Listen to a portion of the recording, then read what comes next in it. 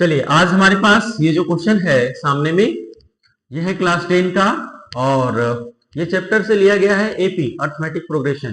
कौन सा क्वेश्चन है? क्वेश्चन नंबर 9 है। आज हम लोग अभी बैक टू बैक क्वेश्चन देखेंगे 9 से लेकर के 14 तक, है ना। चलिए इसको कंटिन्यू देखते हैं हम लोग क्या लिखा है।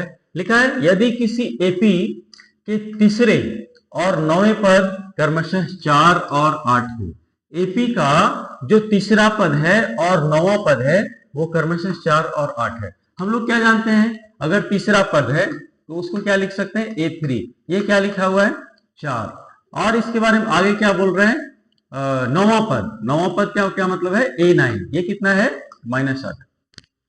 तो कह रहा है इसका कौन सा पद शून्य होगा, यानी an का कोई मान होगा जो 0 होगा। अब ये कौन सा पद होगा उसको निकालना है। चलिए सबसे पहले हम लोग जल्दी से इसको आगे लेते हैं और इसको क्या लिख सकते हैं? A3 को हम लोग क्या लिख सकते हैं? A+2D।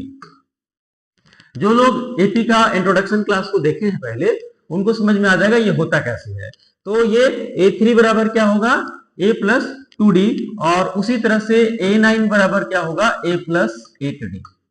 ये चीज है। तो A+2D बराबर क्या हो जाएगा यहाँ पे हमारे पास? 4। इसको इक्वेशन 1 लेट करेंगे और A+8D इज इक्वल टू क्या हो जाएगा? -8। और इसको हम लोग इक्वेशन सेकेंड लेट करेंगे। अभी हम लोग क्या करेंगे? इक्वेशन सेकेंड में से फर्स्ट वाला को घटा देंगे, सबट्रैक्ट करेंगे। लिखेंगे समीकरण 2 में से 1 को घटाने पर। घटाइए, घटाने से क्या हो जाएगा? A+8D। ये वाला जो चीज है हम लिख दिए। माइनस करेंगे इसमें से ये वाला चीज को, क्या है? A+2D। और बराबर में ये क्या है इधर? -8। इसमें से माइनस करेंगे किसको? इसको, 4 को। चलिए अब यहां पे क्या हो जाएगा? A+8D और ये माइनस का साइन अंदर जाएगा। जब माइनस का साइन हमारा अंदर जाएगा तो क्या होगा? ये -a होगा और ये माइनस और प्लस मिलकर के माइनस हो जाएगा 2D। बराबर में देख लीजिए, ये 8 और 4 को ऐड कर देंगे, दोनों चूंकि माइनस माइनस वाला है तो 8 और 4 12 हो जाएगा माइनस में। आगे जब इसको हम लोग सॉल्यूशन करेंगे तो हम लोग को क्या मिलेगा? इसको देखिए, ये वाला a और ये वाला a दोनों कैंसिल आउट हो जाएगा। कैंसिल आउट क्यों होगा? क्योंकि एक प्लस में है और एक माइनस में। आगे चलिए 8D में से 2D को माइनस कर देंगे, क्योंकि ये प्लस है ये माइनस है। तो 8D में 2D चला गया तो इधर हो जाएगा 6D। 6D बराबर क्या हो जाएगा? हमारे पास यहाँ माइनस में 12 है। अब इसको हम लोग कैंसिल आउट करेंगे, 6 2 12 होता है, यानी कि D का वैल्यू हो जाएगा -2। ये D का मान जो -2 है, इसको हम लोग क्या करेंगे? D का मान तो निकल गया। हम लोगों को कोई भी एपी का क्वेश्चन सोल्व करने के लिए क्या करना चाहिए? क्या करना पड़ेगा? A का मान भी चाहिए। अब ये D का मान निकल गया, A का मान चाहिए। A का मान हम लोग कहां से निकाल लेंगे? ये इक्वेशन 1 से।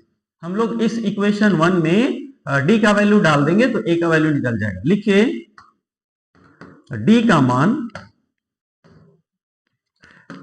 का मान समीकरण 1 में रखने पर, समीकरण 1 में रखेंगे हम लोग D का मान।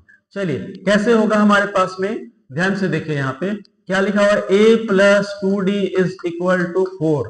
तो A तो यहाँ है 2 और D के जगह में क्या है हमारे पास में? -2 है, तो लिख देते हैं -2 इज इक्वल टू हो जाएगा 4। और आगे हो जाएगा A और ये 2 दूनी क्या हो जाएगा? 4। लेकिन माइनस वाला और प्लस वाला मिलकर माइनस हो जाएगा, 2 दूनी 4। बराबर में क्या हो जाएगा हमारे पास? 4। ये A बराबर इधर पहले से 4 है और ये वाला 4 उधर चला जाएगा, माइनस वाला इधर प्लस हो जाएगा। तो ये हमारा हो जाएगा A is equal to A। दो चीज हम लोग देख लिए। क्या देख लिए? इधर हम लोग कर लेते हैं, इधर से बनाना चाहिए था, उधर जगह कम पड़ गया। हमारे पास A का वैल्यू कितना आ गया? 4 और सॉरी 8 आया है ना।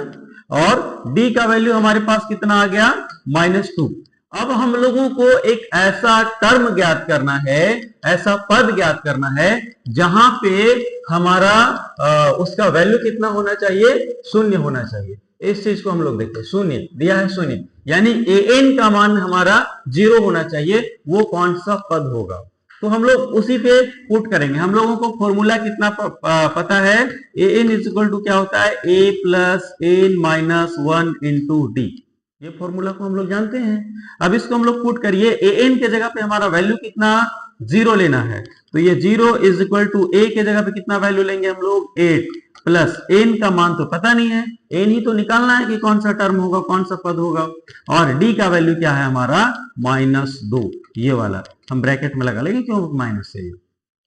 आगे सोल्व करिए, 0 इज इक्वल टू 8 होगा प्लस, यहां ध्यान से देखेंगे 2 को जब हम लोग n से गुणा करेंगे तो माइनस और प्लस मिलकर हमारे पास में क्या हो जाएगा, माइनस, तो माइनस हो जाएगा 2n।